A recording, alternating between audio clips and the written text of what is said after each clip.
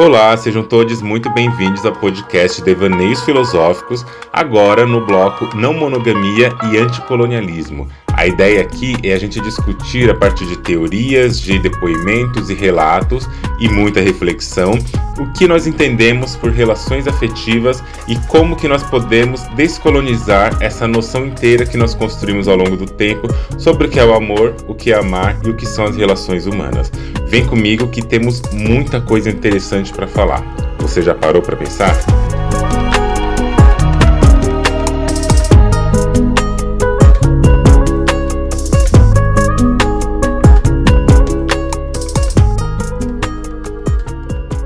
Oi pessoal, bom dia, boa tarde, boa noite. Aqui domingo, conhecido como Dia das Mães, dia 10 de maio. Neste momento, 17 horas, tá? Um dia chuvoso aqui na cidade de Osasco, São Paulo, Brasil.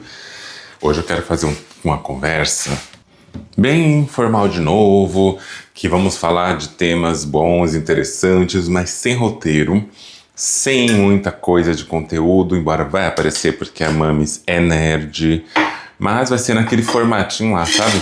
Faça as coisas enquanto você também está cuidando da casa. Vamos aqui, ó, lavar uma loucinha. Você trocou o seu detergente IP?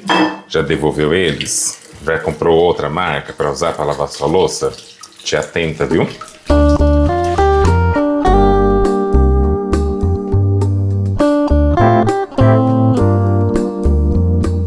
Olá, minha gente.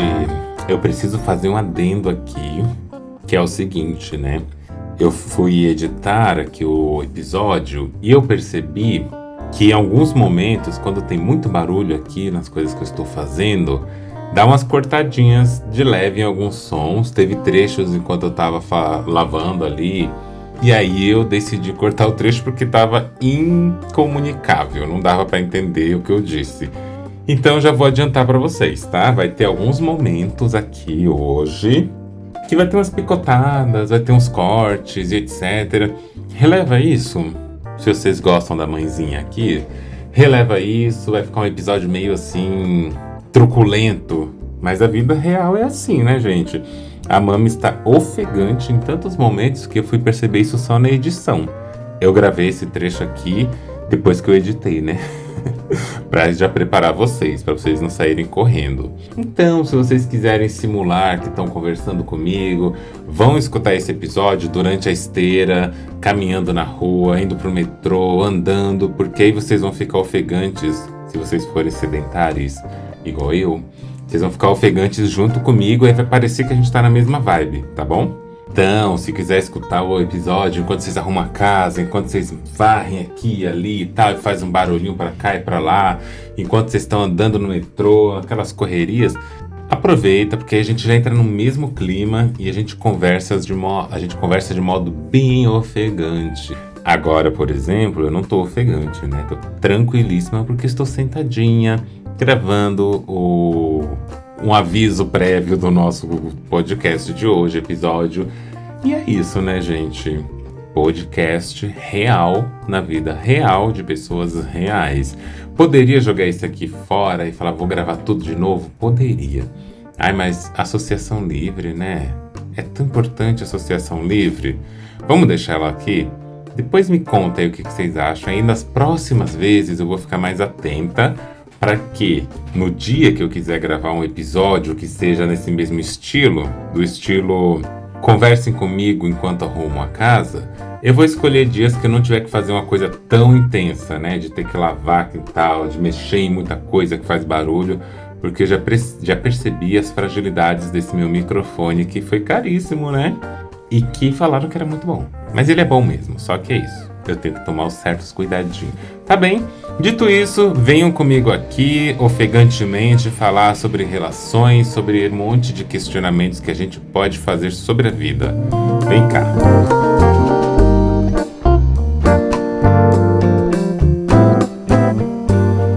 E aqui hoje eu quero falar com vocês, nesse dia, né, 10 de maio, Dia das Mães.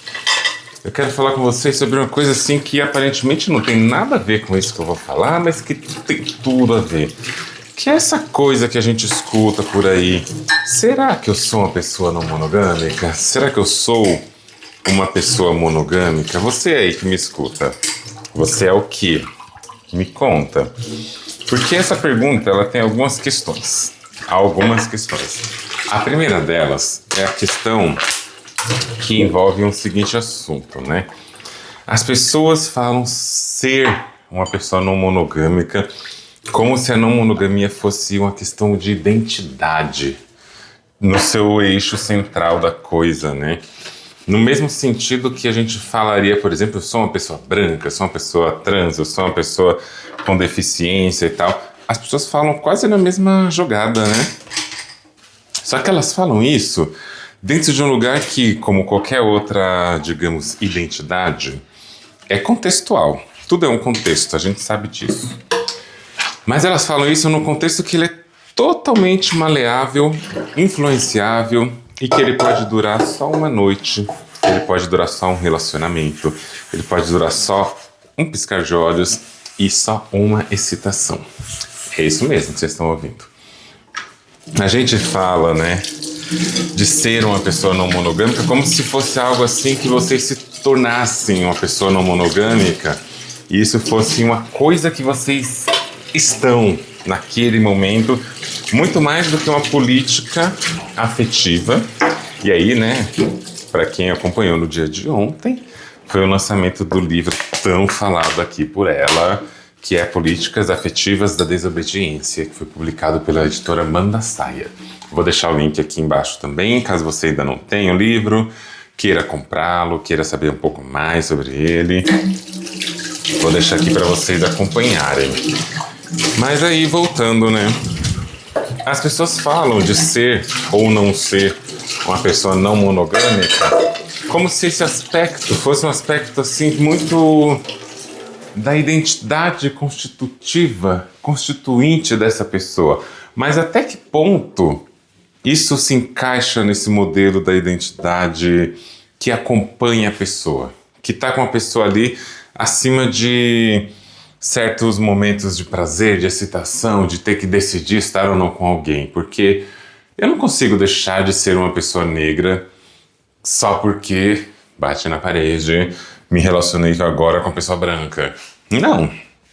Não consigo falar assim, eu vou deixar de ser uma pessoa negra neste momento porque tô ali numa relação com a pessoa branca. Ou então, deixei de ser trans porque agora eu vou na casa da minha família e neste momento eu não sou mais trans. Ou então, deixei de ser trans porque, sei lá, me apaixonei por uma pessoa que super gostou de mim, mas que no final das contas não bancava a minha transição, a minha transgeneridade, a minha destransição de gênero. E aí, como essa pessoa não bancava a minha destransição, eu voltei. E aí eu não quero mais ser uma pessoa trans, porque neste momento tá gostosinho viver com essa pessoa. Tá gostosinho estar com essa pessoa. Essa família me acolhe mais, então eu prefiro ser uma pessoa cis, especificamente cis e ponto final. Muitas questões, obviamente, né? A partir desse exemplo que eu tô falando aqui, um exemplo reduzido e tal. Mas é como se a gente falasse assim, né? Eu estou trans por uma questão apenas de contexto. Não é porque realmente são várias marcações que me colocam nesse lugar e a minha vida ela passa a ser também não submissa, mas orientada por esse lugar.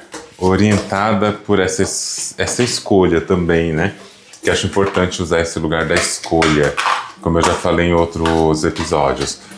Mas aí a grande coisa nesse processo, e que eu acho que a gente deve dar um pouquinho de atenção para isso, é que quando a gente está falando dessas identidades, que são identidades que realmente perfazem, né, acompanham e constroem a nossa vida, a gente está falando de quê, na verdade? A gente está falando de como a gente se posiciona no mundo, a gente está falando de como a gente se articula no mundo, de como a gente faz escolhas. Não é simplesmente como eu quero conseguir coisas, não é sobre isso. Não é sobre como eu quero apenas ousar a vida. Olha como eu sou uma pessoa ousada, olha o que eu faço. Não, a gente está no mundo. trans, a gente está no mundo como pessoas negras, a gente está no mundo. E dizer que a gente está no mundo a partir, né, dessas nossas identificações, dessas nossas identidades, é dizer que o nosso lugar subjetivo, emocional, afetivo, o nosso olhar para as coisas, onde a gente consegue ou não fazer, que escolhas que a gente desejaria, porque nem sempre, né, a gente vai ter o que a gente quer. Quem dera a gente pudesse ter tudo que a gente gostaria para ficar bem, feliz e tal. Mas não é assim, não é? Ao mesmo tempo, a gente sabe também que tem essas dimensões do tipo, algumas questões minhas vão atravessar todas as minhas escolhas e aí sim, de modo quase irreverente, vão atravessar o modo como cada coisa que acontece na minha vida acontece, né? Então, se eu sou uma pessoa negra e eu tô num ambiente que não é feito para pessoas negras, se eu sou uma pessoa negra que vivo no Brasil, eu vou sofrer impactos do racismo, eu vou sofrer impactos da discriminação, do preconceito e tudo mais, porque eu estou aqui assim, essa é a minha maneira de habitar o mundo, de habitar as coisas. E aí quando a gente vai para um outro rolê, que as pessoas se colocam como se fossem identidades também, né? Quando a gente está falando da não monogamia e tudo mais, é também parecido no lugar da narrativa. Parece que as pessoas estão falando da mesma coisa às vezes. Ai, não, porque eu sou uma pessoa não monogâmica. E aí você é uma pessoa não monogâmica de tarde e à noite você já não é mais. Você é uma pessoa não monogâmica hoje, mas aí amanhã, a depender da necessidade, a depender das coisas, você já não é mais. Inclusive tem até aplicativos de relacionamento que as pessoas colocam assim, né? Em um relacionamento não monogâmico, em uma relação não monogâmica em relacionamento, em relação aberta. E aí fica essa pergunta, o que vocês estão falando quando vocês falam isso? O que vocês estão entendendo quando vocês falam isso? Porque a impressão que me dá é que vocês usam o rótulo, vocês assim, tá, gente? Quem faz isso? Se você faz, é você, então. Mas assim, modo geral, pra gente pensar se a gente faz isso também, né? Quem faz isso me deixa uma impressão, e aí vocês comentem comigo, tá? Porque obviamente eu posso estar equivocadíssima. Mas dá a impressão de que vocês estão vivendo ali um momento de não monogamia. E o que é uma não monogamia, entendeu? O que é isso? É uma identidade para vocês? É uma fase? É um acesso? É um tipo de carteirinha de passagem?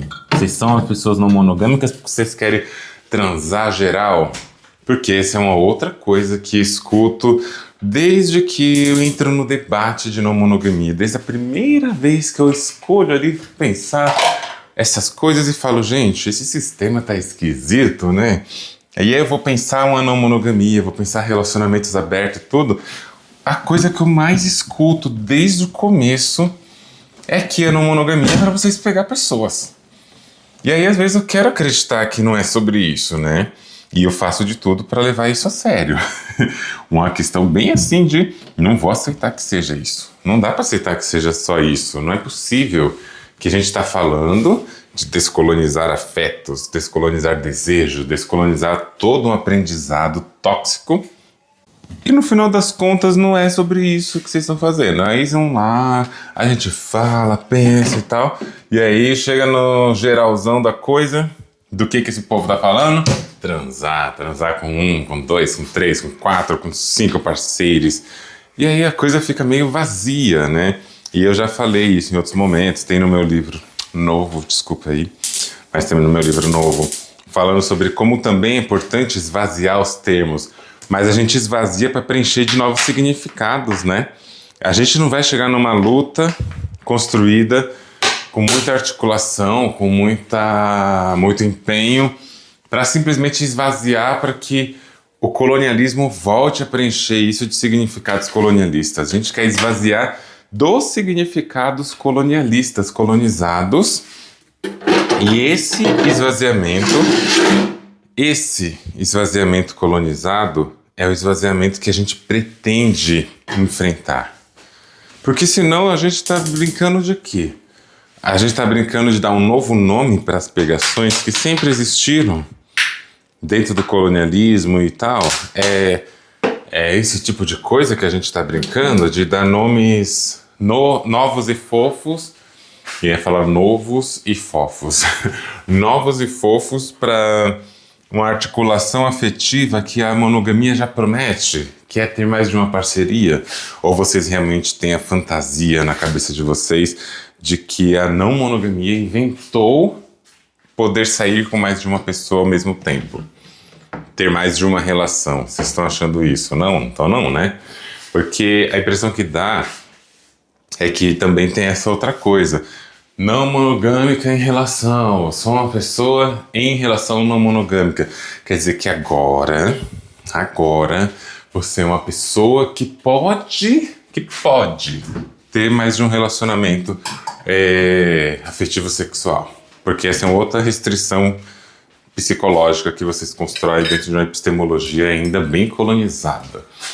Que agora, para vocês poderem vivenciar a afetividade múltipla de vocês têm que ser pessoas não monogâmicas. E aí vocês se colocam nesse lugar para poder justificar o desejo por mais de uma parceria.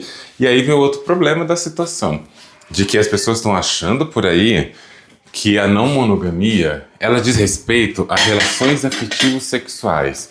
E aqui eu vou falar uma coisa que não sei se ela é impopular, não sei o quanto que ela é, assim, polêmica ou não, mas que para mim parece muito simples e muito óbvio. Que é também a noção de poliamor.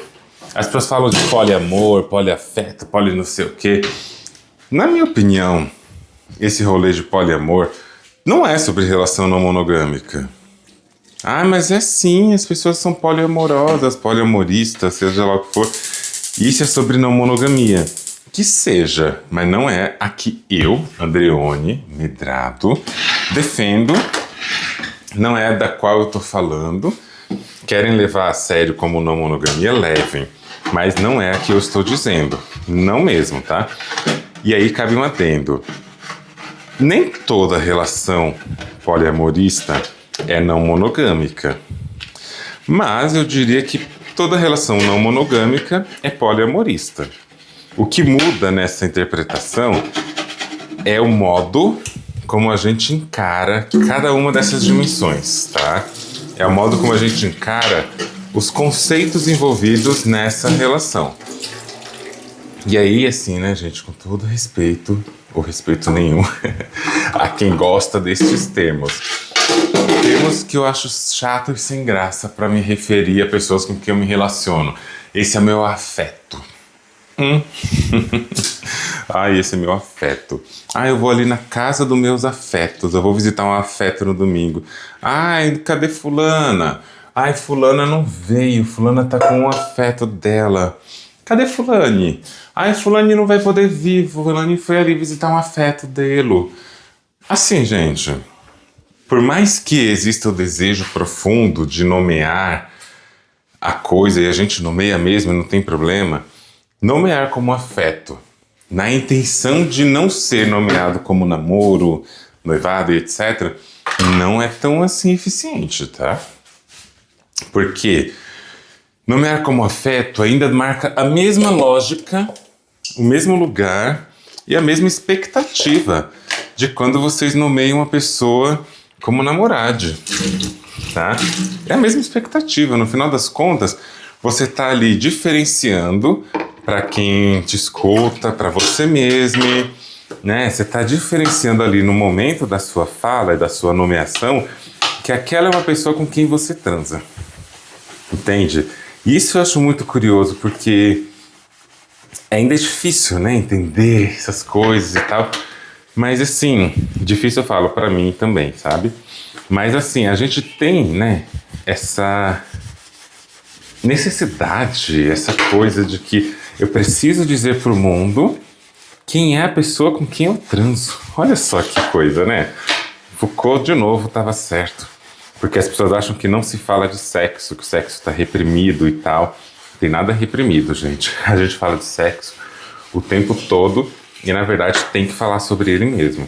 Só que tem que, na verdade, assim, nessa lógica, né? Que se reprime, mas não se reprime. O sistema quer que fale de sexo o tempo todo, em todos os seus sentidos epistemológicos. Seja sexo como um ato, seja sexo como uma classificação, tipo, qual é o sexo da pessoa, e seja sexo no sentido de com quem que você transa, como você transa, quando você transa, como é essa transa.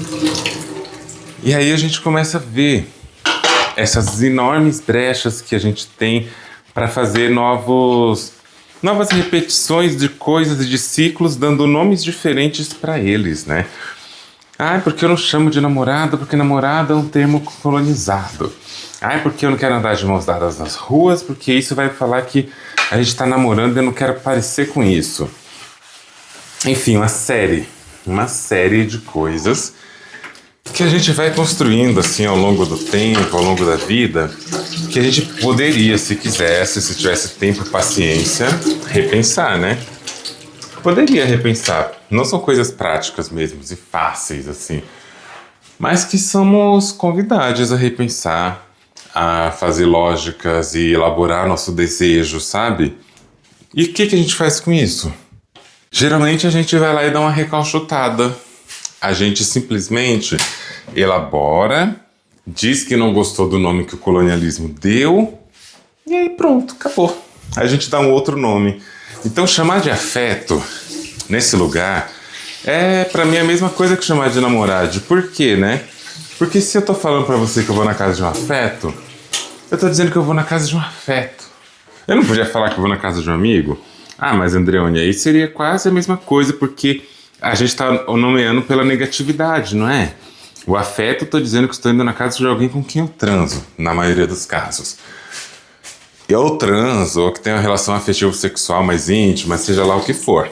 Se eu chamar de amigo, eu também não estou dizendo, em outras palavras, apenas que não é o meu afeto, portanto, é também uma forma de classificação, é também uma forma de dizer um não ser sobre a coisa, ou seja, se eu vou na casa dessa pessoa, simplesmente eu estou dizendo que eu não estou indo na casa de um afeto. Bom, eu diria para você que sim. É quase a mesma coisa, não é a mesma coisa. Qual que é a diferença? Quando a gente passa a nomear todas as pessoas, independente do contexto, a partir da lógica de amizade, a gente não fica mais nessa necessidade de vigilância, quase uma necessidade de vigilância sanitária do afeto, de ter que dizer quem é namorado, quem não é, quem é afeto, quem não é. Porque todo mundo é a sua amizade. Se você transa ou não com essa pessoa, quem que vai saber? Eu vou lá saber que você transa com todo mundo ou com ninguém? Eu não vou saber, a menos que você me conte. E se você me contar, você quis me contar por algum motivo que eu espero que não seja prestação de contas, entendeu? A gente tem eu vou falar isso assim, né? A gente tem essa necessidade de falar desses nomes, de falar dessas coisas, porque também, no fundo, independente de ser relacionamento nomeado como monogâmico ou não monogâmico, a gente pressupõe que falar sobre isso desse jeito nos dá uma segurança maior, não perante o público. A gente fala geralmente pra gente mesmo. A gente fala pra nós. Esse medo é um medo nosso. Nós temos o medo de que aquilo que a gente está vivendo não seja concreto e a gente precisa dar um nome. Imagina que você tenha um relacionamento com uma pessoa. Esse relacionamento é maravilhoso, gente. Ele é incrível. Ele é tudo. Ele é tão bom, assim, tipo, uma coisa bem gostosa de ter, né? E a gente fica aí querendo dizer, é o que isso aqui? É o que eu que tenho? A gente tá vivendo o quê? Vamos oficializar. Oficializar quer dizer o quê? O que quer dizer tornar oficial? Quer dizer que antes da oficialização era uma mentira? Antes dessa tal oficialização não tinha profundidade? Ou significa que oficializar é assinar o contrato? Que contrato é esse? Quer dizer que agora você me pertence, seu tempo também, você tem que prestar contas para mim, algumas coisas aqui, outras ali. Eu quero saber para quem você deu o chibiu ou a neca. Eu quero saber onde você sentou. E aí eu fico perguntando, e aí, gente, qual que é? Entendeu? Qual é a de vocês? Por que que a gente tem... Eu falo vocês, mas eu me incluo também sempre porque eu acho uma grande ingenuidade a gente pensar que só porque estuda, escreve, teoriza sobre isso, grava episódios de podcasts, a gente sabe de tudo. A gente tá assim, ó, aprendendo no viver, no fazer. Mas se a gente pode fazer e absorver, entender, compreender algumas coisas, por que não, né? E aí eu falo, qual é o nosso desejo nessa nomeação para poder chegar nos lugares subjetivos da nossa mente e acreditar que nomear de uma forma nos dá mais segurança do que poderíamos ter nas ações cotidianas? Vocês entendem a diferença disso? Eu sei que não parece muito óbvio, né? Eu sei que não parece muito evidente, mas tem um grande grau de evidenciabilidade. Tem um grau assim de compreensão que é importante a gente saber o que, né, nessa coisa toda, a gente tá buscando. A gente busca, na verdade, um lugar, um colo, um abrigo que nos dê, em alguma instância, um sentimento de que, ai, agora estou aqui nos braços de alguém que realmente está comigo. A gente tem medo de ser abandonado. A gente tem medo do abandono, entende? A gente tem medo do abandono.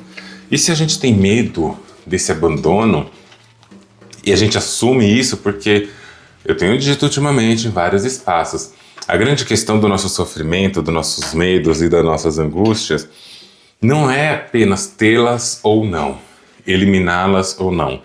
É a gente saber, em outros termos também, a ficar com a coisa, a saber ficar com essa complexidade, ficar com esse medo, com a culpa e saber o que fazer com elas. A gente precisa aprender a saber o que fazer com as nossas emoções em vez de apenas encontrar uma emoção que nos cause incômodos ou como algumas pessoas falam muito, que me atravessou, isso me atravessou. O que você faz com esse efeito? Né? O que você faz com essa sensação, com essa emoção que você descobre que tem aí dentro? Você faz o que com ela? Eu sugiro que a gente pelo menos tente. Eu sei que muitas coisas são angustiantes, num ponto crítico, não dá para generalizar o modo como cada pessoa sente cada emoção, né? O que é um medo do abandono para uma pessoa e o modo como ela tem ferramentas para lidar com isso pode ser muito diferente de uma outra pessoa. A história de vida vai falar sobre isso, né? Então não é sobre homogeneizar, mas é sobre quando possível, tá? Quando possível, a gente ficar com a complexidade em vez de só querer higienizar. O colonialismo nos ensina todos os dias. Não gostou, apaga. Não gostou, mata. Não gostou, queima. Joga na fogueira, pendura no tronco, empala. É isso que o colonialismo faz ao longo da sua história. Não gostou? Prende, tortura e mata.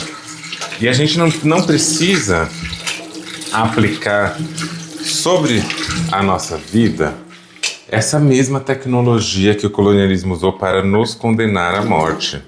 A gente não precisa disso. E aí é nesse lugar, é nessa olhada, né, nessa perspectiva que eu começo assim, falando esse podcast de hoje, esse episódio sem roteiros, que eu quero que a gente pense sobre que lugar que a gente está ocupando na nossa própria narrativa. Que narrativa sobre nós estamos construindo. Que lugar é esse da coletividade que a gente está construindo quando a gente fala sobre não monogamia? Porque se a gente quer construir outros espaços, talvez, né? Uma coisa que a gente precise fazer é olhar sobre como a gente fica com a complexidade. Se a gente fica com a complexidade, que ferramentas emocionais a gente está desenvolvendo para lidar com essas complexidades? Vocês estão entendendo? E mais importante, né? Resumidamente, assim, sobre tudo isso, quais são as políticas afetivas que a gente tem construído sobre essas afetividades? Que política afetiva é essa que a gente está construindo? Que modelo afetivo é esse que a gente tem feito para pensar, repensar, construir, elaborar o modo como o nosso afeto circula, ou o modo como o nosso desejo circula? Porque em nome do amor não é suficiente, entendeu? Em nome do amor, eu sinto muito, meu amorzinho, não vai rolar. Amor não dá conta, amor não é suficiente, o amor ele nunca vem sozinho, o amor nunca vem só. Grava comigo, o amor nunca vem só. E se o amor nunca vem só, a gente vai precisar saber o que vem acompanhado. A gente vai precisar saber o que acompanha o que a gente chama de amor, o que acompanha nossos rituais de amor, nossos desejos, nossos afetos, nossas afetividades. E aí o convite é esse, vamos pensar mais sobre isso, em vez de se apegar apenas aos rótulos, às bandeiras, às classificações afetivas. A gente vai ficar com o quê? Né? Com que complexidade? Com o que a gente quer ficar? No final das contas, no começo, no meio, no fim, nesse ciclo, nesse espiral que a gente constrói. Meu conselho, que vocês não pediram, é que a gente fique com a complexidade e que, se possível, quando possível, da maneira que for possível, que a gente olhe para isso, que a gente olhe para essas perspectivas, entendendo dentro das possibilidades de cada pessoa o que elas estão dizendo sobre nós, tá? Essa é a primeira coisa que eu ia falar aqui para vocês. A segunda coisinha, que eu acho que também é interessante pensar, que está diretamente relacionado, embora para muita gente não tenha nada a ver, é o dia de hoje, né? Hoje é dia de quê? Dia das Mães. Dia das Mães quer dizer o quê para quem?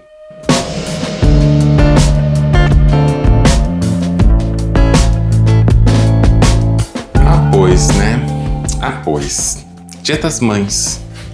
O que tem a ver Dia das Mães com a não monogamia? Eu ainda não falei muito assim o que é essa coisa da não monogamia, mas por que eu não falei assim hoje, assim? Eu tô mais tensionando do que explicando o que é, né? Porque tem episódios meus ali, assim, ó, cheios de explicações. Tem o episódio 1, onde eu situo o campo desse podcast sobre não monogamia. E tem livros, né, gente? Tem um monte de coisinhas para vocês darem uma estudada. Eu tenho um livro sobre isso, falo disso em todos os meus livros, todas as minhas falas atravessam os afetos, porque acaba sendo um grande campo dos meus estudos, né? O desejo e, consequentemente, os afetos. Então, corre lá, pensa lá, que lá tem tudo.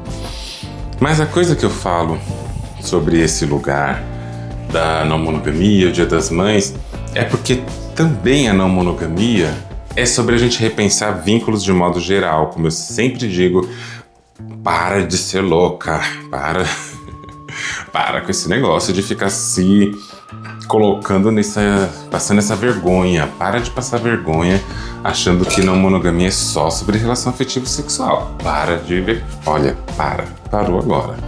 Que coisa mais feia, vergonhosa. Gente, vocês tinham que ter vergonha disso, hein? E aí, qual que é a grande coisa?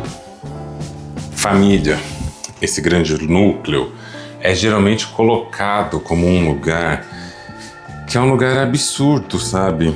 Um lugar de um poder, hierarquia, de uma submissão totalmente ali, ó, involuntária, que você tem que seguir ao pé da letra, você tem que levar a sério, que você tem que respeitar, que você não pode contrariar.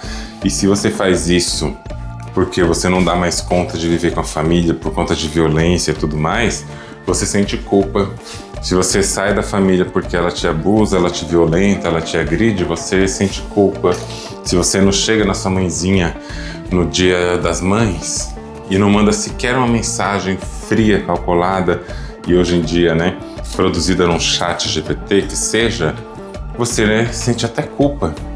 Mesmo quando você tem certeza que você não quer mandar uma mensagem, você não manda e você sente culpa. Você consegue ficar de boa com essa coisa? Ah, hoje é Dia das Mães, mas eu não vou mandar nada não, porque não é minha mãe. Ah, mas te criou e tal. Mas não me respeita.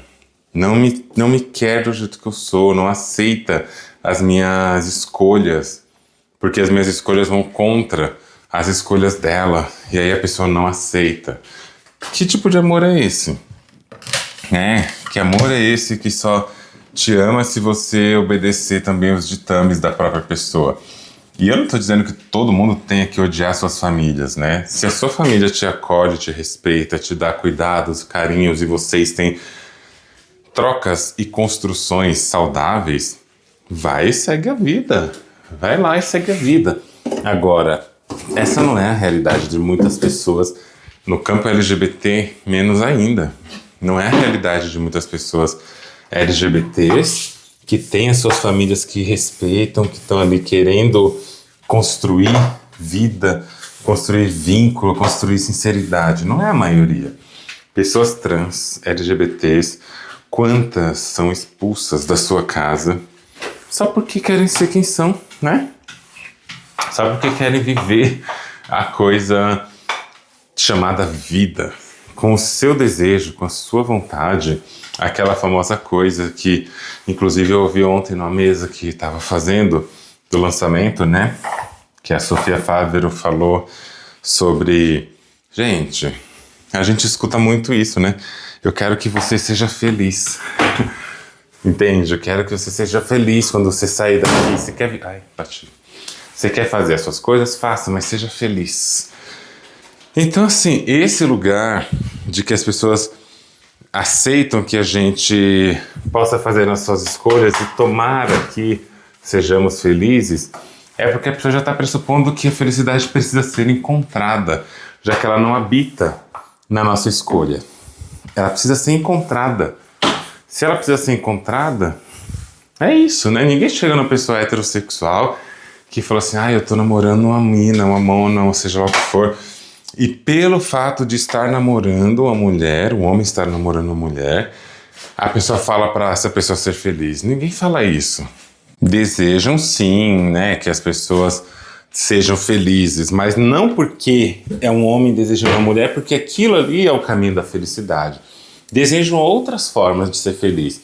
Agora, quando é a pessoa trans que se coloca desse jeito no mundo, as pessoas querem que ela seja feliz quase no medo de que a felicidade não as encontre.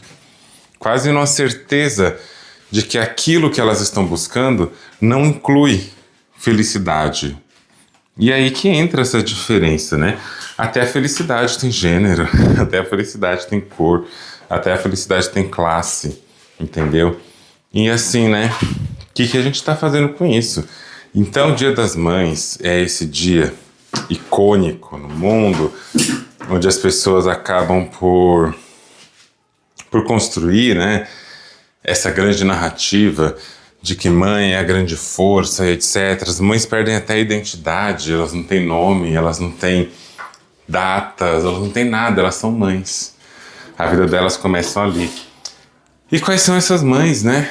Tantas mães solos, tantas mães trans, tantos pais trans, tantas paternidades que estão ali diferente dessa norma, pessoas que se consideram, né, se nomeiam nesse lugar de mães atípicas, pais atípicos. Qual que é esse lugar de família, de cuidado que está sendo elaborado como um lugar digno de vida, né? Mas hoje a ideia não é falar de maternidade ou paternidade ou coisas assim. A ideia é pensar como que essa estrutura mesmo, monogâmica, ela é baseada numa coisa que o colonialismo faz com bastante brilho, que é produzir hierarquias a partir de uma certa valoração do afeto, do desejo, da presença, do lugar social que aquele corpo e aquela subjetividade ocupam. E aí precisa para tudo praticamente poder criar uma hierarquia. E a família, sem dúvidas nenhuma, é esse lugar da hierarquia. Como que a gente constrói, né, um afeto que ele não seja baseado especificamente no lugar da hierarquia familiar, da hierarquia baseada numa ordem de nascimento. E aí, para você poder ter direito à sua existência, você precisa, nesse sentido, construir afeto construir desejo e construir uma série de outras coisas dentro dessa hierarquização, dentro dessa proposição hierárquica. E aí, né, por que isso é tão importante pra gente pensar? Porque quando o assunto é mãe, quando o assunto é pai, etc., é uma coisa meio dada, de que, não, é meu pai, não, é minha irmã, não, é minha mãe. Essa família, ela já está silenciosamente posicionada nesse lugar de obediência. A gente tem que obedecer, a gente tem que se posicionar, né, nesse lugar obediente. E a gente não se questiona mais.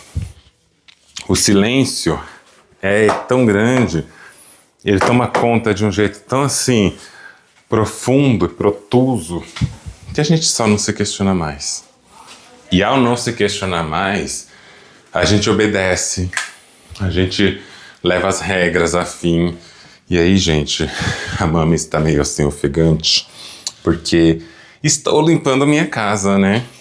E aí tem que varrer, passar pano e tudo. E aí a gente fica desse jeito, sabe? Mas vamos fazer as coisas juntos. Vocês não falam que querem afeto, companheirismo, conversa? Andreone, vontade de tomar um café com você e me ajudar a arrumar a casa. Vocês têm vontade? Vocês querem me ajudar a arrumar a casa? Quem varre e quem passa pano. A gente faz tudo junto, né? Então, já que vocês não estão aqui presencialmente, vocês vão me ajudar a arrumar a casa à distância. Porque enquanto eu falo com vocês, eu arrumo a casa e aí a gente consegue fazer várias coisinhas. O capitalismo pediria para eu fazer uma coisa separada da outra. Eu vou falar assim, vou arrumar a casa e como eu já ficaria pensando essas coisinhas assim, vou compartilhar com essas pessoas que me seguem. Vai que elas queiram, vai que elas gostem. Depois me contem aí também o que vocês acham desses formatos assim, com esse ASMR caseiro. Vocês gostam de ASMR caseiro? Que é esse som de fundo, esses ruídos de fundo de móveis, de cadeiras, de vassoura e uma série de outras coisas? Conta pra mim. Pois bem, continuando, eu acho muito relevante a gente saber também como que a gente constrói, né, a nossa própria noção de produção do nosso desejo, do nosso vínculo, do nosso afeto, para a gente saber também para onde que a gente está mirando. Porque senão a gente vai continuar nessa pataquada, nessa palhaçada aí, de ficar falando que não monogamia é se relacionar com mais de uma pessoa, e que aí você tem as amizades, e aí você tem os afetos. Primeiro é isso, tem a amizade e tem os afetos. E os afetos é com quem você transa. Brega, né, gente? Brega. Mas pra quem gosta, mantenham aí a breguice de vocês. Longe de mim, perto de mim não. Perto de mim vocês nem falem essas coisas. Respeito vocês, mas até a página 2, tá? Essas coisas são muito breguíssimas. E aí, uma outra coisa que eu ia falar com vocês, nesse mesmo sentido, é sobre como, dentro dessa lógica, né, produtiva, de nomeação e tudo mais, como que a gente também constrói nossos vínculos. E que nome a gente dá para esses vínculos, porque eu também, né, Andreone Medrado, eu também sou uma pessoa muito nominalista, mas muito mesmo, assim. Eu nomeio coisas, eu nomeio processos, eu gosto de dar nome para situações, porque eu preciso me localizar. Andreone, então como é que você chama as pessoas com quem você transa? Eu chamo pelo nome delas. Eu vou apresentar alguém, tipo, eu tô saindo com alguém e chego num lugar e essa pessoa tá comigo, eu falo assim, essa daqui é fulane de tal. Esse aqui é fulano de tal, fulana de tal. Eu apresento pelo nome das pessoas. Vou postar um story, eu amo tal pessoa. Eu posto isso para várias pessoas, porque eu amo várias pessoas nesse sentido da vida, dos afetos, dos cuidados, sabe? Por que eu preciso dizer para aquela pessoa, olha, essa pessoa aqui e eu, a gente transa. Pra quê? Vocês querem saber disso pra quê? Se um dia isso for necessário, for importante, for útil, Eu não tenho a menor dúvida que isso vai aparecer na conversa. Vai aparecer. Mas por que que isso, né, tem que ser posicionado num lugar de quase uma espetacularização sobre algo sobre o qual devemos dizer? Não precisa. Não é obrigado a dizer nada disso. A gente tem todo um protocolo social, mas que não precisa ser dito.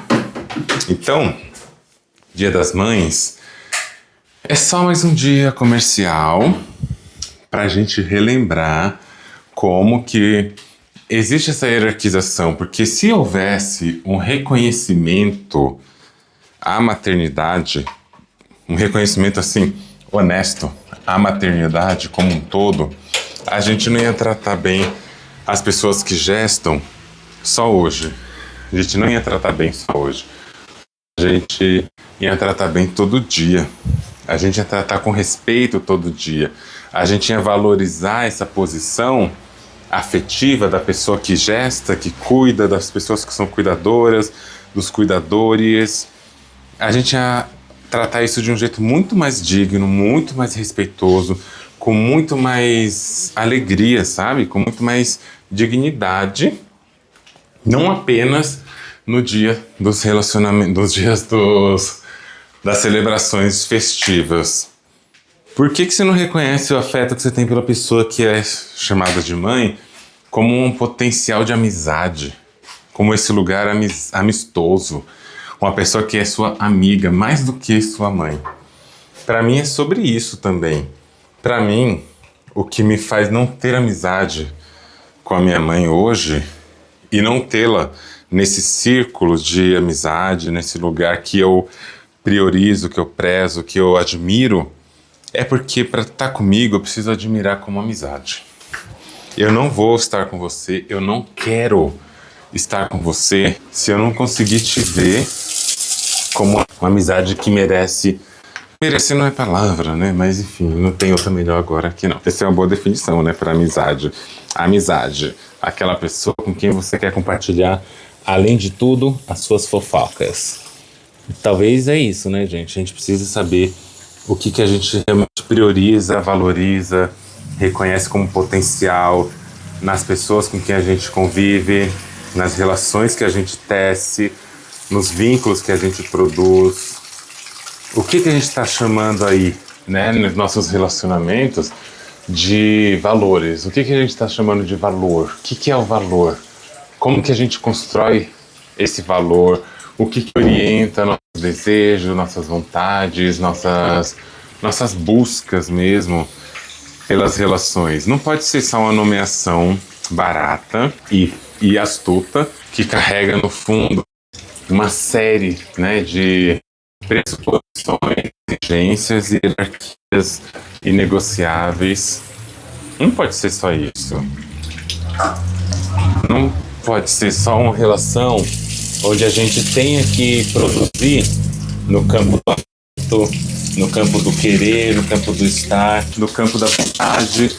Isso para mim é uma das coisas mais importantes. Quando eu falo para vocês que eu sou uma pessoa que dá nome para os processos, é porque realmente eu sou uma pessoa que dá nome para os processos. E dar nome para os processos, para mim, é uma coisa que precisa ter um motivo, né? Eu não saio dando nome para tudo e qualquer coisa. Eu dou nome para coisas que têm significados e que esses significados vão assumindo lugares mais profundos. Pensa aí comigo, gente. Pensa aí comigo. Se a gente não parar para observar, não parar para pensar os nomes que a gente dá às coisas, nós vamos ter que nos contentar com o nome que deram a elas. E você vai ficar com qual nome? Sobre o quê? Né? A gente vai fazer o quê com esses nomes? Eu acho que esse é um momento histórico, político, que a gente vem passando nas transformações sociais, onde a gente vem acumulando uma série de vocabulários, uma série de significados, onde talvez pela primeira vez na história, né, desse mundo globalizado, a gente está tendo a oportunidade de poder ouvir e acompanhar e compartilhar tantas vozes plurais que estão falando coisas que há 30 anos a gente nunca ouviu falar mais, nunca ouviu esse compartilhamento desse nível. E eu não tô dizendo que é bastante, tá?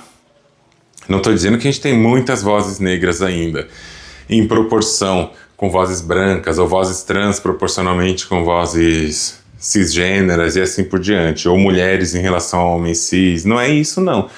Ainda é uma proporção pequena, mas mesmo essa proporção pequena, a gente ainda está vivendo, a gente já está vivendo um momento onde a gente está falando e dialogando com vozes plurais de um modo que a gente nunca fez antes. Isso é precioso para a gente organizar nossas ideias e passar a construir políticas afetivas com outras bases epistemológicas, né? Ou seja, com outras bases de conhecimento, com outra linguagem, com outro caminho, com outra intenção. A gente está nesse grande momento.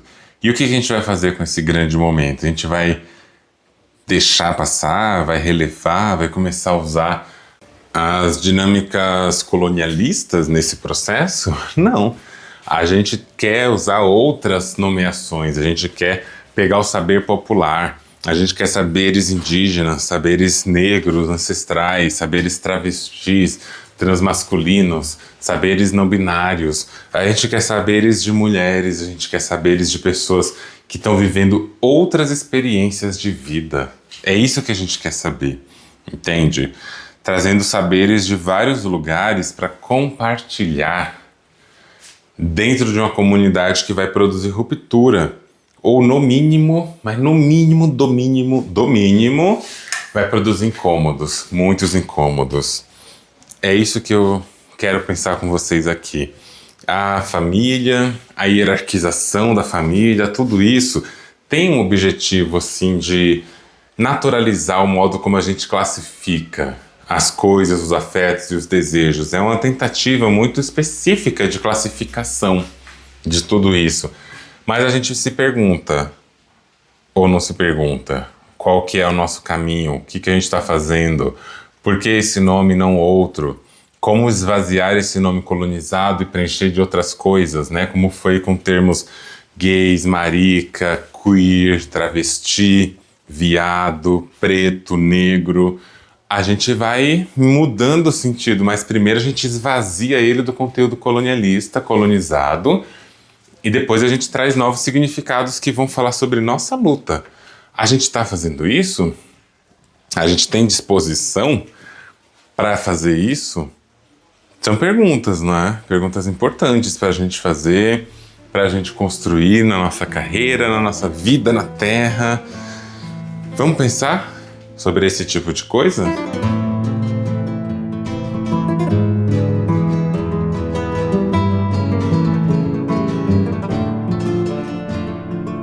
E para a gente caminhar para o fim, eu retomo aquela perguntinha que eu fiz lá no começo. Será que você é uma pessoa não monogâmica? Será que você é uma pessoa monogâmica? O que você está usando para nomear essas práticas?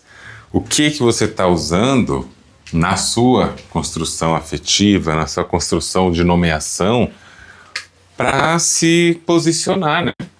Nesse lugar de pensar isso, inclusive, e não menos importante, no lugar de ter essa dúvida, né? Quando você tem essa dúvida de será que você é uma pessoa não monogâmica, essa dúvida ela vem de onde?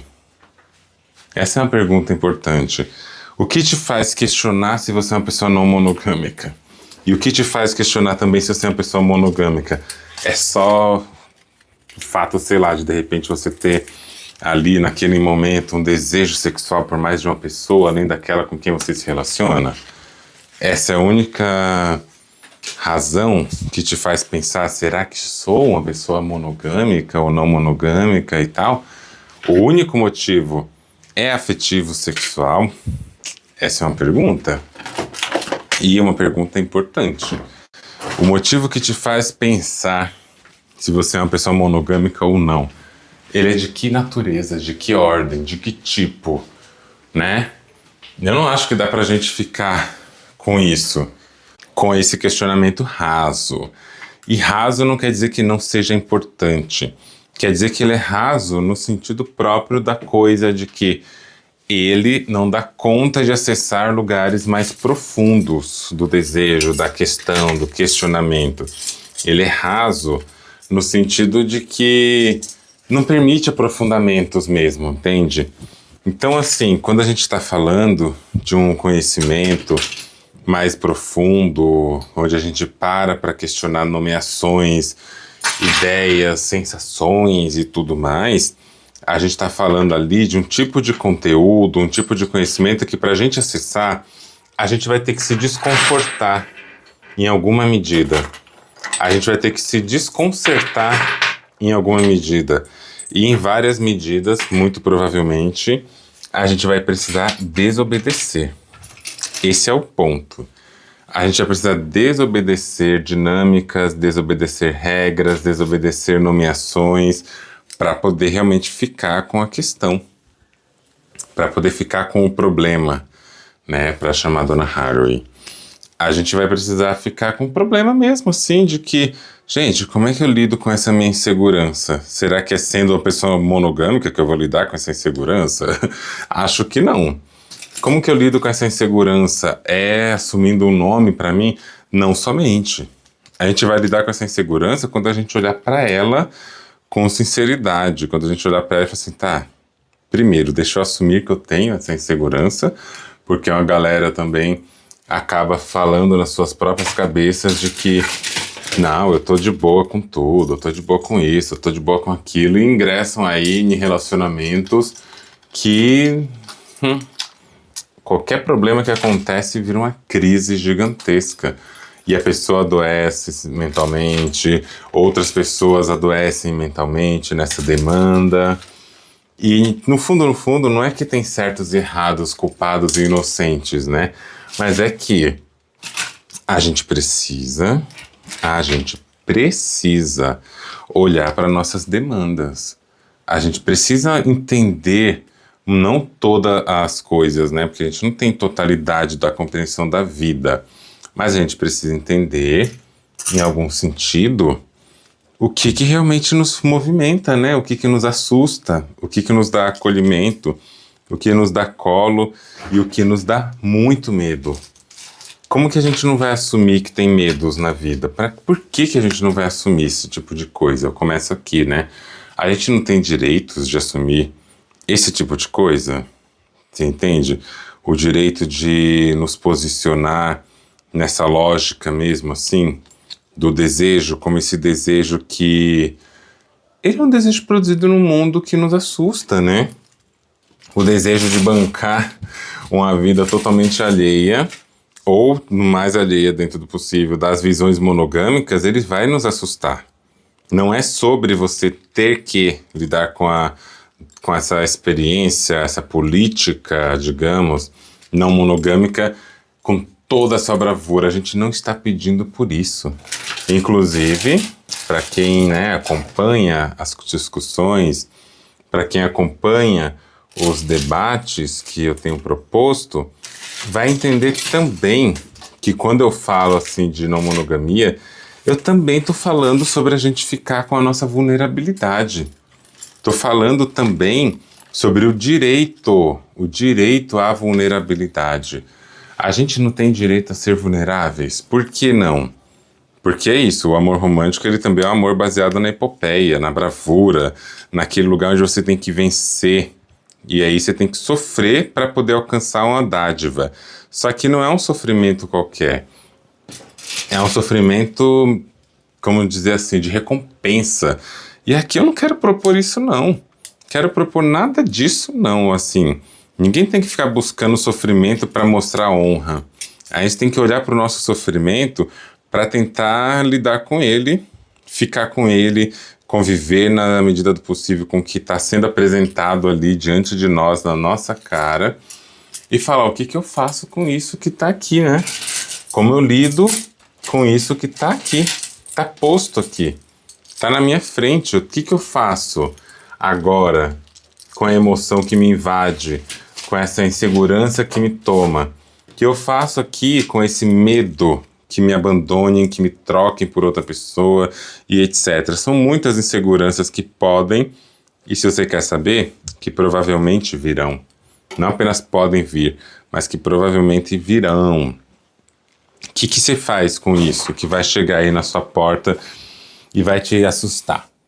Você simplesmente rejeita, e na hora que essa insegurança aparece aí na sua vida, na hora que essa insegurança aparece na sua porta, você olha para ela e diz: não vou dar conta, não vou estar podendo. E aí você vira as costas para todo um projeto político porque aquilo te incomodou e te assustou. Muita gente faz isso, né? Eu até tentei ser uma pessoa não monogâmica, eu até que eu fiz um monte de coisa, fiz o máximo que eu pude, mas realmente isso não é pra mim. Vocês já ouviram isso? Ou vocês já falaram isso? Eu já tentei, mas isso realmente não é pra mim. E aí vai a pessoa, linda, maravilhosa, viver as suas relações monogâmicas, porque a não monogamia não é pra ela.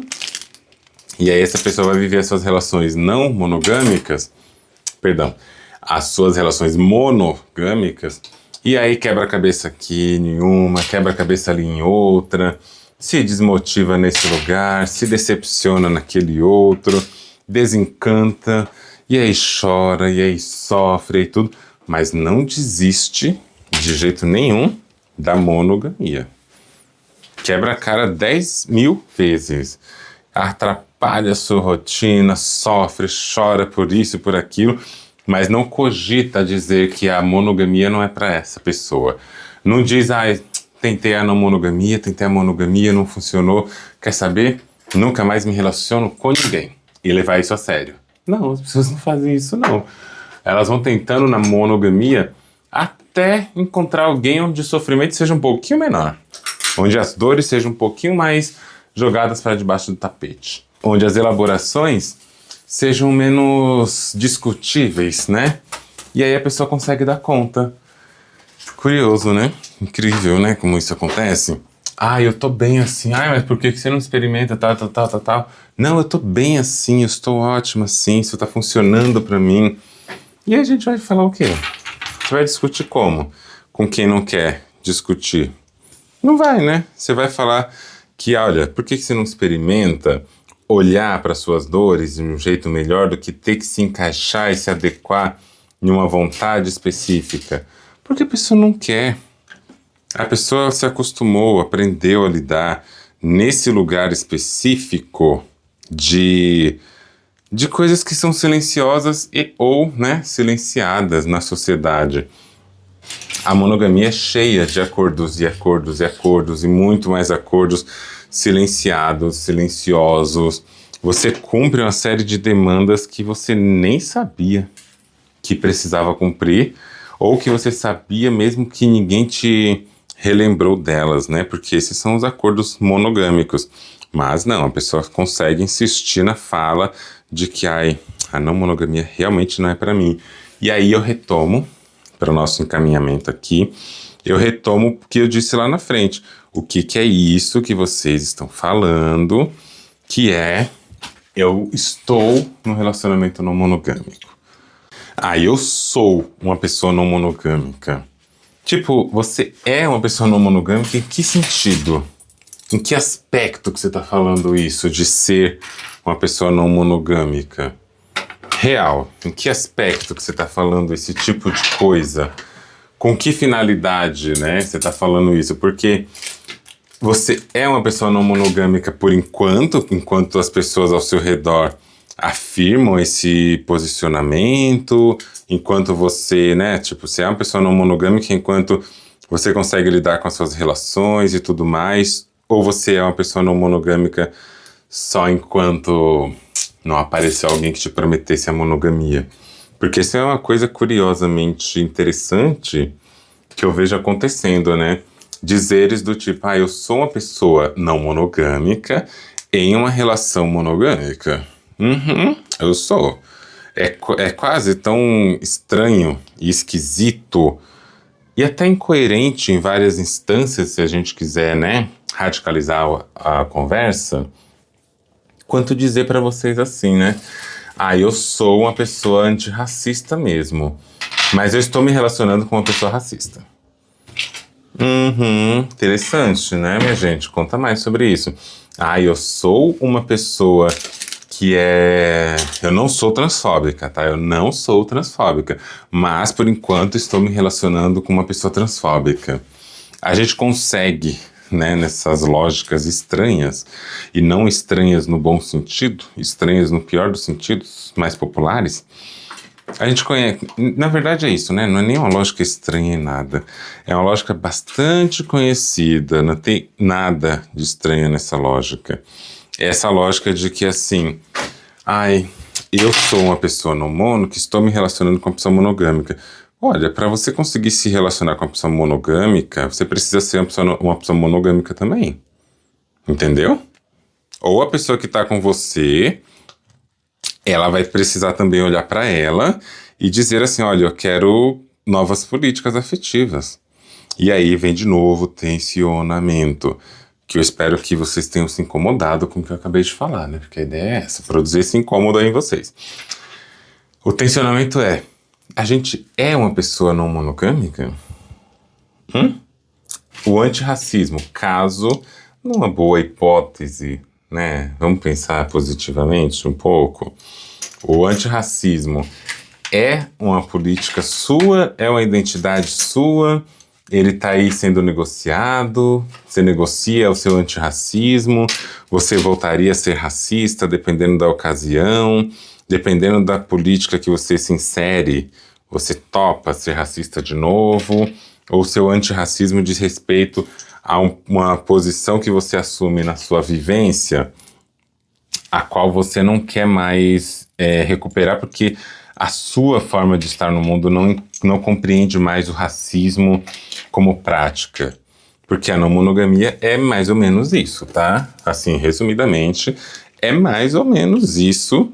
Em que sentido? No sentido de que você é uma pessoa que está politicamente se posicionando contra a monogamia, então, se você é uma pessoa que politicamente está se posicionando contra a monogamia, no sentido de toda a trajetória que ela constitui, e a gente já falou muito em muitos episódios sobre isso, então você não vai ficar indo brincando de ir e voltar da monogamia para a não monogamia, né?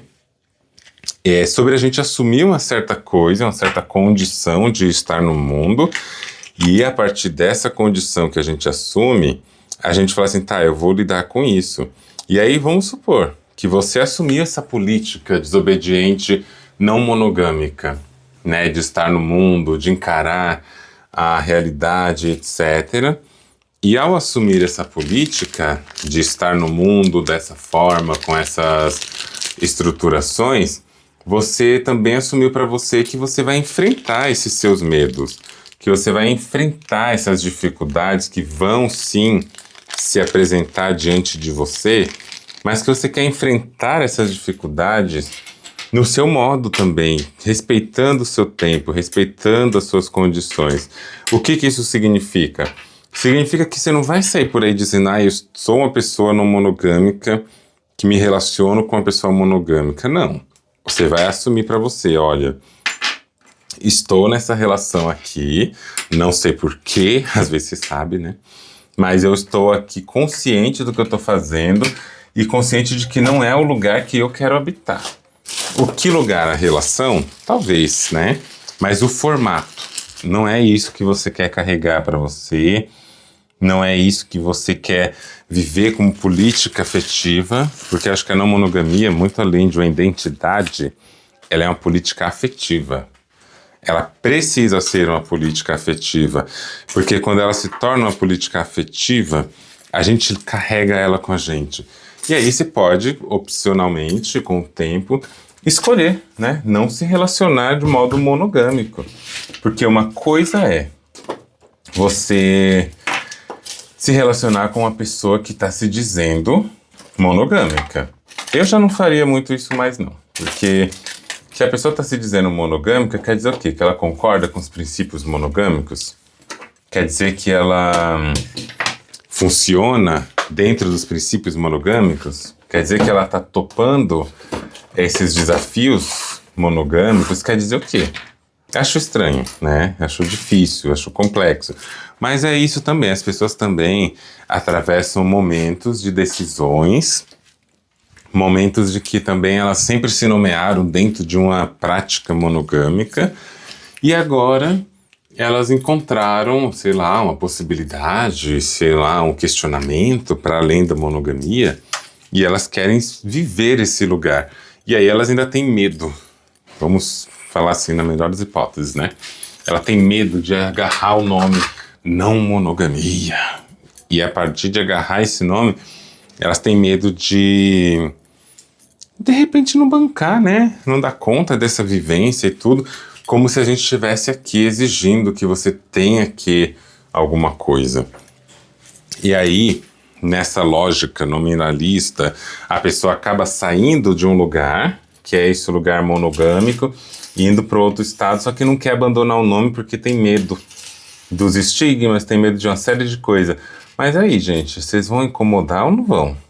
Vão ficar só de lero-lero para lá e para cá sem incomodar o sistema? A gente tem que incomodar o sistema, né? A gente tem que chegar e mostrar para esse sistema para que a gente veio, para derrubá-lo, para acabar com ele, para mostrar que não estamos aqui num ato de complacência, não estamos aqui num ato de concordância. Ai, mas é difícil, eu não sei como fazer. Ué, vamos ter que aprender a fazer. Vamos ter que aprender a fazer. Você acha que no Brasil, como a gente vive, é fácil ser antirracista? Você acha que é fácil ser anti-LGBTfobia, anti-transfobia e anti qualquer outra coisa? Não é não, porque tudo sugere e tudo orienta rumo à transfobia, rumo ao machismo, rumo ao racismo. Se você não faz nada com isso porque você acha que é difícil, você vai ter que concordar com o sistema. É isso que você quer? Assuma o seu lado, entendeu? Eu acho uma coisa assim que eu já até falei em outros episódios, que é a não monogamia por conveniência. Eu acho uma das coisas mais desonestas, embora a gente percebe isso, mas a gente, né, na sedução do afeto, do desejo, do amor, a gente e do tesão, né? Por tesão a gente se coloca em cada lugar também. Mas essa coisa da não monogamia baseada numa conveniência, eu acho isso tão assim, golpe baixo, tão horrível. Porque a pessoa, ela tá decidida na mente dela que ela quer uma relação monogâmica, ela quer viver a monogamia como política afetiva da vida dela, só que ela não tem coragem de assumir isso porque ela também quer ser desconstruidinha, porque ela acha que ser uma pessoa não monogâmica é ser uma pessoa que tem uma identidade específica.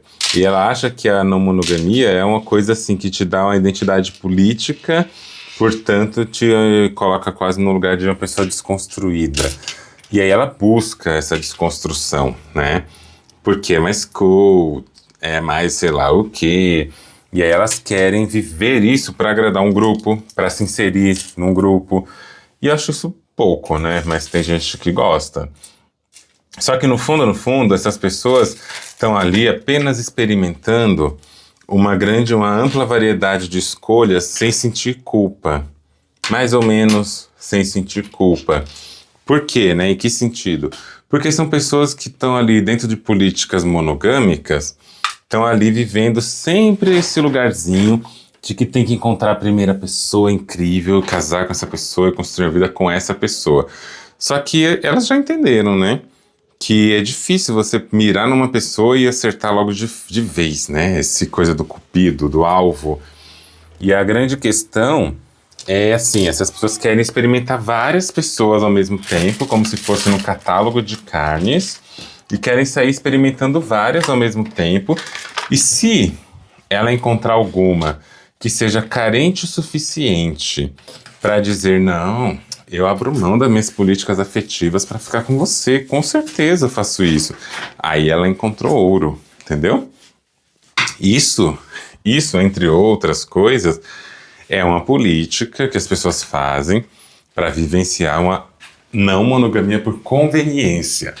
Ela acha conveniente simular, mimetizar, falsificar uma lógica de uma política para conseguir apenas experimentar com mais facilidade outras afetividades, porque ela já sabe exatamente o que ela quer, e o que ela quer é um relacionamento baseado nas classificações monogâmicas, entendeu? Mas aí, ó, outra distinção importante. E, de novo, quem quiser ver detalhes dessa conversa, procura lá um episódio que se chama Não Monogamia por Conveniência. Tá lá o episódio todo grandão sobre isso. Mas, assim, especificamente, no sentido de que você pode, sim, querer e desejar um relacionamento gostosinho, aconchegante, só com uma pessoa, assim, assim, assim. Você pode querer isso, né? Que você não pode querer, e se você quiser, né? Se você querer, você vai estar ali sendo uma pessoa hipócrita. Não, gente, você pode... A gente deseja tanta coisa nessa vida, não é verdade? Tanta coisa. Desejem aí o que vocês tiverem desejo. Afinal de contas, nem sempre vocês vão conseguir ter uma ação tão concreta sobre o desejo de vocês. Mas, em geral, talvez a gente consiga fazer algo com o nosso desejo. A gente precisa saber o que deseja, às vezes, na melhor das hipóteses, né? Então, o que eu quero dizer é isso assim. Quando a gente tá nesse lugar de se dizer mono ou não mono, apenas como uma carteirinha que você pode retificar na hora que você quiser, você nem se compromete com isso. Você não vai se comprometer de verdade, eu posso te garantir. Ah, eu sou não mono. Ah, eu sou mono. Ah, eu não consegui, eu não dei conta. Ah, isso não foi pra mim, gente. Eu tentei o máximo que eu pude, não consegui. É porque provavelmente você tá vivendo essa fasezinha assim de querer achar uma identidade pessoal pra uma coisa que é política. Ai, mas toda identidade é política. Sim, é verdade, gente. Toda identidade ela tem, não é que toda identidade ela é política somente, né? Ela tem um componente político. E até aqui não tem nenhum problema. Não tem nada que contradiz o que eu falei até agora, tá? A grande coisa, né, a grande cena é sobre quando a gente atribui a essas identidades, quando a gente atribui a essas nomeações um caráter meramente assim, de tamponação. Só vai usar ali para dar uma equilibrada na situação, mas a gente não se implica nessa situação. A gente precisa se implicar na situação. Você quer se colocar como uma pessoa cujas políticas afetivas são da desobediência a partir, por exemplo, de uma não monogamia? Então bora! Mas é uma política, tá? Desobedecer esse sistema, desobedecer essa norma, é desobedecer essa norma mesmo, com frequência, todos os dias. Como se você tivesse ali, ó, no compromisso que ele tem que ser feito todo dia para que ele aconteça, para que ele exista, para que ele faça sentido. Senão você vai fazer isso aí com mais ou com menos prazo, demorando mais ou demorando menos, apenas por conveniência também. E por conveniência, gente, eu sinto muito, mas por conveniência a gente não transforma o mundo, não. A gente precisa assumir políticas, a gente precisa assumir espaços e a gente precisa assumir posicionamentos diante da vida, diante do mundo, diante das coisas que tenham uma implicação a longo prazo, né? Ou até que seja possível mudar e fazer outra coisa, mas não por conveniência. Eu não vou viver uma não monogamia como uma política afetiva apenas por uma conveniência relacional. Eu estou fazendo isso também por uma questão política e da minha luta, uma questão de estar no mundo. E aí quando as pessoas entram apenas nesse lugar de ver como que funciona, ver se dá conta e tal, vira uma coisa totalmente arbitrária, porque a gente não se implica, e quando a gente não se implica, a gente não se aplica. A gente não entende o campo, a gente não entende as necessidades, a gente não entende quase nada, sabe, do que está acontecendo ali e do que nos convida, do que nos comove, do que nos movimenta. A gente quer, tem essa pergunta, né? A gente quer saber o que nos movimenta na realidade? Tem que se perguntar se vocês querem saber o que movimenta vocês, no fundo, ou se vocês estão aí só de graça, esperando aparecer a pessoa encantada, que é a pessoa encantada que vai desenhar para você de novo o mundo de afetos realmente encantados E nesses afetos encantados que você vai encontrar sua razão de vida. Tem que ver, né? Qual que é a proposição de vocês politicamente, o que vocês realmente querem, se o que vocês estão propondo para vocês é uma coisa apenas para uma realização temporal do desejo, ou se é uma coisa que vocês estão propondo com aspecto transformativo socialmente e transformativo das suas vidas socialmente. Porque, de novo, né? Não dá pra gente assumir políticas afetivas de uma desobediência que seja pautada apenas numa temporalidade da conquista, onde você vai, elabora os seus afetos, seus desejos e suas vontades, até o momento em que isso não te gera desconforto, porque gerou desconforto, você cai fora. O desconforto, ele faz parte da luta. O desconforto, ele faz parte da existência. Ser uma pessoa trans não é ser uma pessoa confortada o tempo todo com a sua própria vida, com um lugar que se ocupa, né, no mundo. Ser uma pessoa trans é enfrentar desafios também. Não é que para ser uma pessoa trans tenha que enfrentar desafios, mas eles estão aí. Eles vão aparecer. Eu parei de ser trans. Porque é muita transfobia, gente. Muita transfobia, parei de ser trans. Tem gente que vai fazer isso, a gente conhece episódios assim, e tem toda uma razão, uma explicação para isso acontecer. E a gente não está aqui também para dizer que isso não pode. Mas não é que a pessoa fez isso por um estado assim de opção. Não foi uma opção meramente atribuída a si mesma, e ela foi lá e destransicionou 2 vezes agora. E agora ela voltou para um lugar de identidade estética que ela habitava. Não. Ela tá ali fazendo coisas que ela tentou o máximo fazer de outro jeito. Ela tentou o máximo que pôde fazer de outra forma, construir de outra forma. E aí, né, nessa tentativa de construir de outra forma, não foi possível, não deu. Mas não é que ela fez porque, chega, gente, vocês estão me fazendo sofrer. Não. Ela tentou de fato. Ela fez de fato. Ela se movimentou de fato. E a gente não vai garantir, assegurar nada para sempre, né, na nossa vida. Mas até que ponto a gente está fazendo uma luta política e até que ponto a gente está fazendo também uma mera movimentação ao acaso. Só tipo, deixa eu ver, como diz a música, né? Deixa a vida me levar, vida leva eu. Não é assim, né? São ações políticas. E aí acho que você já entendeu o que eu quero dizer. Que a não monogamia, ela precisa ser tomada por nós que estamos falando disso, que estamos experimentando a vida como a vida é, né? Porque a vida é um grande lugar de experimentar nosso próprio desejo, desde que a gente saiba que está experimentando isso também. A gente está nela de modo político, uma política afetiva. Não é uma brincadeira, não é um passatempo. E nem por isso quer dizer que não pode ser divertido. Pode ser muito interessante, pode ser muito gostoso, e eu espero que seja. A não monogamia, como esse lugar de disputas afetivas, como esse lugar de habitar o afeto, habitar o desejo, ela também tem as suas diversões, também tem o seu grande lugar, né?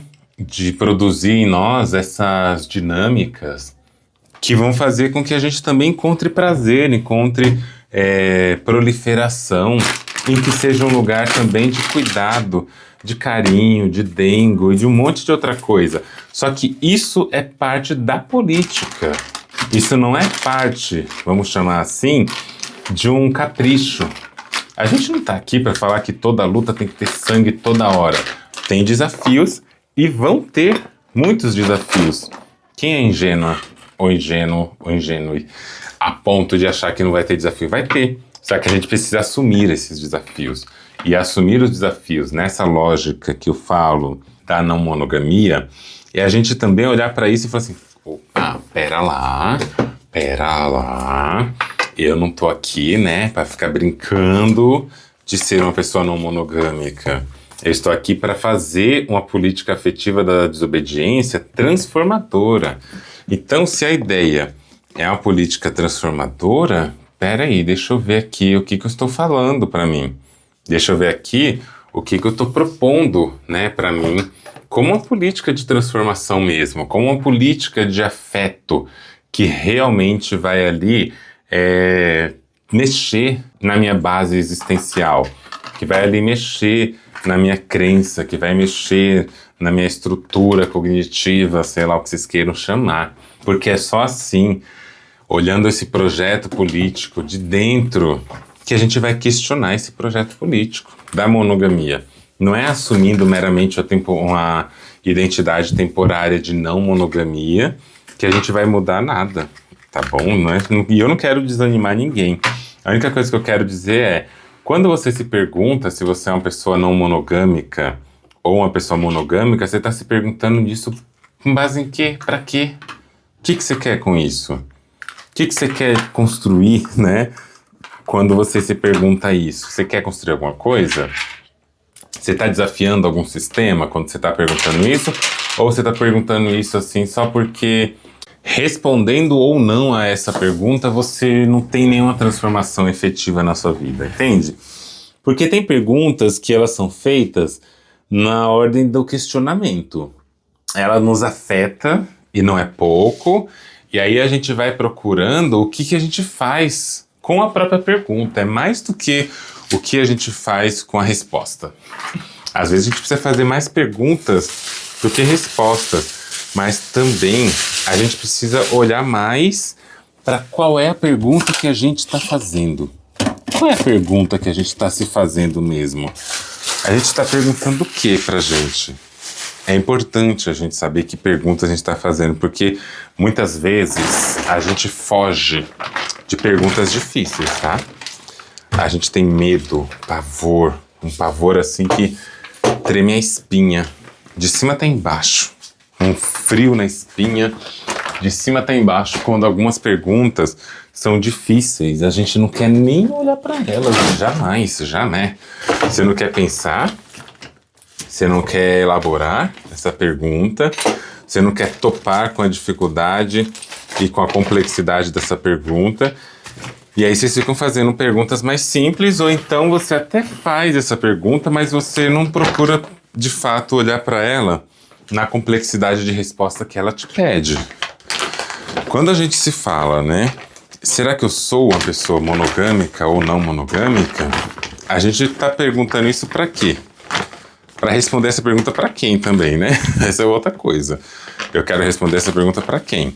E aí, quando a gente se pergunta isso, se eu sou ou não uma pessoa não monogâmica, a gente se esbarra com essa 1 hora e pouco de episódio aqui, e com todos os outros episódios que eu já tenho, pra gente pensar o que é essa ideia de ser ou não ser uma pessoa não monogâmica. E eu já dei a fita do meu ponto de vista, que não é universal, não é o único.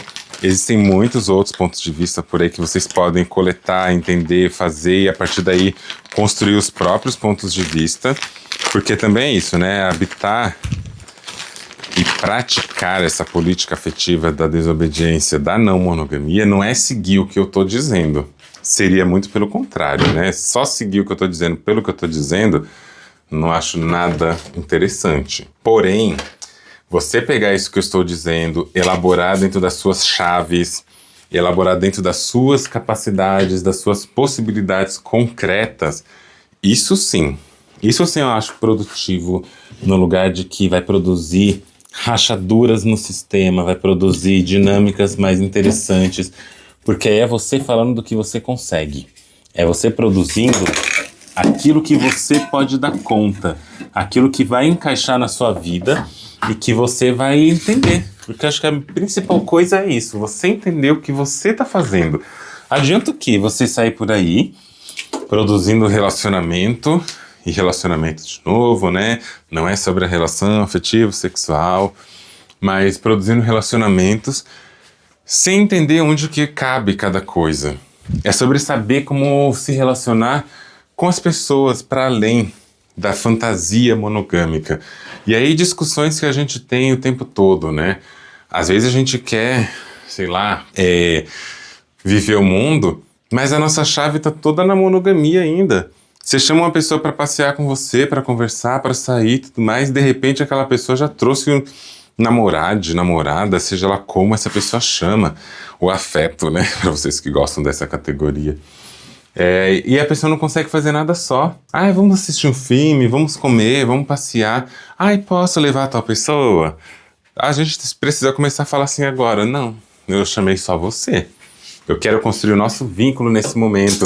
Ou então é um vínculo onde, né, a ideia não é a gente centralizar todo o encontro também, no sentido outro, que assim, eu falo isso de que tem gente que só consegue sair se for com a companhia do lado. Não consegue fazer nada só.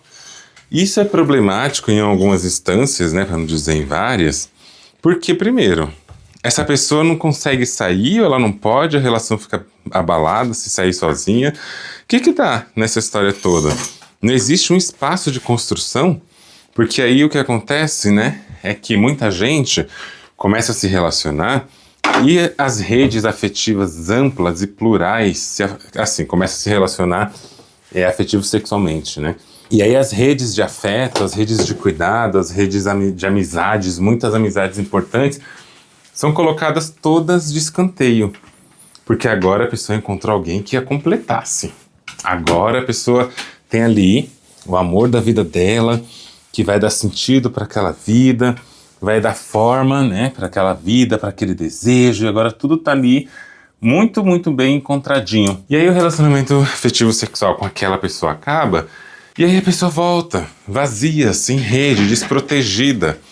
Eu quero gravar um episódio sobre relacionamento abusivo, porque os relacionamentos abusivos, eles acontecem em vários níveis, e uma das coisas que eles mais têm em comum é algo que acontece em toda relação, ou quase toda, né, para não ser muito injusta, em quase toda relação não monogâmica ou monogâmica, que é a privação de recursos afetivos, né? Eu vou começar a privar seu recurso afetivo a partir do momento que eu quero estar em todo lugar com você, as suas redes têm que ser as minhas têm que ser as suas, e aí você vai construindo essa dinâmica onde uma pessoa tá, a outra tem que estar também.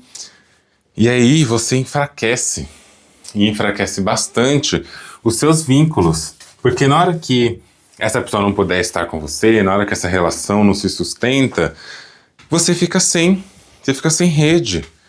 Entende qual que é a problemática disso tudo? É muito mais ampla do que uma exigência mera, uma exigência simples. Não, a gente está falando assim de políticas que vão produzir escassez afetiva ao longo do tempo em nome do amor, em nome do afeto, em nome da completude. Toda proposta de completude é uma falsidade. Toda proposta de completude é uma armadilha. E é uma armadilha bem completa, né? Então, quero que vocês fiquem com essas reflexões, quero que vocês fiquem com essas demandas. Pra que você quer ser uma pessoa não monogâmica? Pra quê? Pra ter um rótulo, pra ter um título? É porque você quer desafiar o sistema? Você já desafiou tanta coisa na sua vida, né? Raça, gênero, sexualidade, performance, uma série de coisas que a gente desafia. E aí quando olha pra esses debates de não monogamia, de monogamia, a gente cede. A gente, tá bom, vai, só isso também. Não é só isso, tá? Não é só isso. É muita coisa, porque a monogamia, ela também tem muitos contratos de gênero, ela tem muitos contratos raciais, ela tem muitos contratos de classe. A gente precisa quebrar esse sistema de dentro dele. Questionar esse sistema de dentro dele. E aí, questionando ele de dentro, a gente começa a ver outras possibilidades. Não acreditar que não existe outra forma de amar no mundo que não a monogâmica, higienizada. Sabe? Tem tantas outras maneiras a gente construir. Não existe uma regra, não existe um modelo protocolado sobre isso. A gente precisa construir políticas. E aí, quando você estiver se questionando, lembra assim, né, que a monogamia é uma proposta colonialista. A monogamia, como política afetiva, ela é uma proposta colonialista. Para que você quer sustentar na sua vida uma proposta que é colonialista? Eu não acho que você quer, né? E se a gente não quer sustentar uma proposta colonialista, a pergunta agora vai ser como enfrentar a monogamia. Mas eu não consigo fazer isso agora, eu não estou conseguindo de uma vez. Mas então tenta, levanta, sustenta essa possibilidade sem ficar também se conformando absolutamente. Não tem um tempo certo para nada, mas também não precisa ser eu para sempre conformade, né? Para sempre ali nesse paralelo que te sustenta na monogamia, porque agora tá difícil para você. Tudo bem que agora esteja difícil para você, mas quando a gente assume uma política afetiva, a gente assume com ela todos os riscos, todos os desafios e constrói comunidade. Isso que eu quero dizer. A gente constrói comunidade para lidar com esses riscos e esses desafios. Você está disponível para isso? Quando você se pergunta se você é ou não uma pessoa monogâmica ou não monogâmica, você está pensando nesse aspecto de que não é sobre ser uma pessoa monogâmica ou não, mas é sobre que política que você está construindo para a sua vida? É sobre isso. Ouça lá depois o meu episódio também que fala que a monogamia é um projeto de morte. Por que a gente quer se associar a um projeto falso de morte? Por que a gente se associaria a um projeto de morte? Não faz sentido, a menos que a gente queira que essas mortes aconteçam. E se a gente não quer, que maneira a gente tem para enfrentar? Hoje a pergunta é sobre essa. Em vez de se perguntar se você é uma pessoa não monogâmica, se pergunte como enfrentar o sistema do colonialismo. E aí as práticas não monogâmicas vão entrar em todos os espaços. No que você chama de relação afetivo-sexual, no que você chama de amizade, família, trabalho, tudo é relacionamento. E a gente precisa olhar isso para tudo. Eu tenho um carinho profundo, uma relação profunda, intensa e íntima com muitas pessoas com as quais eu nunca transei, com as quais a gente nunca comentou sobre transar em pautas sexuais que nos conectassem. E eu tenho assumido essa prática hoje em dia. Eu quero me conectar com as pessoas pela amizade primeiro, não pelo sexo. Eu quero me conectar pela amizade. Essa vai ser a minha via de construção da vida. A amizade está assim num lugar onde as pessoas também não são mais os nossos objetos sexuais. Elas não são mais os nossos objetos de realização do prazer. E só isso, um prazer sexual erótico passageiro. Não, elas são pessoas colocadas dentro de uma lógica do afeto, do cuidado, do carinho, entende? E é isso que eu quero construir para minha vida. Mas sexo não pode ter carinho? Lógico que pode, mas se a gente colocar a pessoa só nesse lugar, na hora que o tesão passar, a vontade daquela pessoa na nossa vida passa também. E nem todo mundo tem que ser colocado num lugar descartável. Conversinhas pra gente ter por aí. Você já parou para pensar? Então é isso, minha gente. Ficamos por aqui. Vejo vocês no próximo episódio. Não esqueçam de compartilhar esse episódio, todos aqueles que vocês acharam bonitinho. Compartilhem nos seus stories no Instagram, marca o meu perfil, andreone.medrado. Já aproveita também, para seguir o meu perfil. E se você quiser deixar o seu depoimento, se você quiser deixar um relato ou uma pergunta, você pode acessar o formulário que está no link aqui embaixo e você pode escrever a sua pergunta ali e eu vou deixar um espaço no formulário para você poder anexar também um áudio. Espero muito pela sua opinião, pelo seu depoimento e vamos juntos construir uma nova maneira de pensar na monogamia junto com todas as pessoas que estão aqui e ao redor de nós falando sobre descolonização das relações afetivas. Vejo vocês em breve, até um próximo episódio.